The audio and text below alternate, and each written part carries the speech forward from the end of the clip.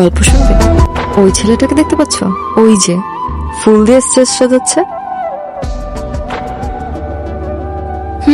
ও আমার প্রেমিক। ওর গল্পটা বলি। আপনার প্রেমিক? হ্যাঁ, যদিও একটু মাথা মোটা, কাণ্ডজ্ঞানহীন। না হলে কেউ নিজের প্রেমিকার অনুষ্ঠানের স্টেজ সাজায়? আপনার প্রেমিক কি করে হলো? আমাদের বাসার কাছে ওর একটা নার্সারি আছে, পাশাপাশি ইভেন্টও করে। আমার কলেজে একটা নাচের প্রোগ্রাম ছিল, খোপার ফুল কিনতে গিয়ে ওর সাথে দেখা।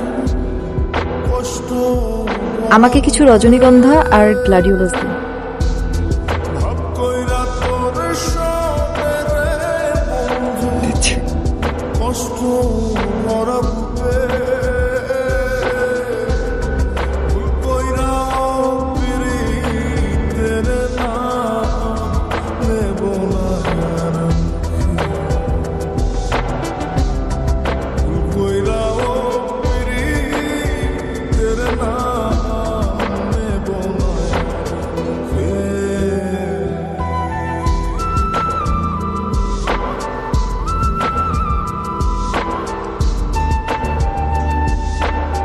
সুন্দর কিছু কাঠগুলো কেন দিল সে বিষয়ে ঝগড়া করার জন্য পরের দিন আবার ওর দোকানে যাই। এই যে তুই এখন এখানে দাঁড়িয়ে আছিস, রেডি হসনি? ওরা তো চলে আসছে বলে।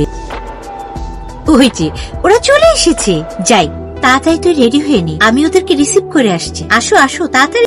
তুমি না হয় রেডি হও, আমি আন্টির সাথে যাই। আচ্ছা চল। ওকে। আসসালামু আলাইকুম। ওয়ালাইকুম সালাম। কেমন আছেন? ভালো আছি বাবা, ওঠো ওঠো, সালাম করতে হবে না। আসো আসো আন্টি বাবা, আপনি ব্যস্ত ভেতরে হবেন না। টেনি।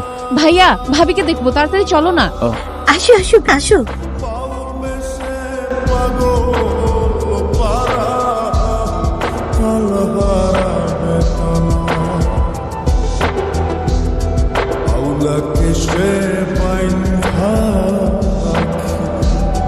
পথের কাটার জ্বালা বাউল বেশে পাগল পারা তাল হারাবে তালা কত নিশ্চিত লাইটার হারানোটা তোমার অভ্যেস হয়ে গেছে।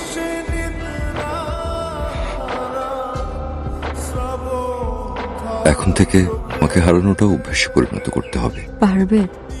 জীবনের পরিধিটাই যেখানে হাতের নাগালে, এখন আমার পার না পারাতে কি এসে যায় তৃণ?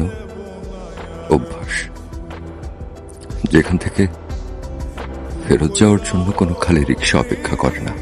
তুমি পায়ে হেঁটে সেখানে যতই ফেরত যাওয়ার চেষ্টা করো না কেন, দেখবে তুমি এক জায়গায় ঠায় দাঁড়িয়ে আছো।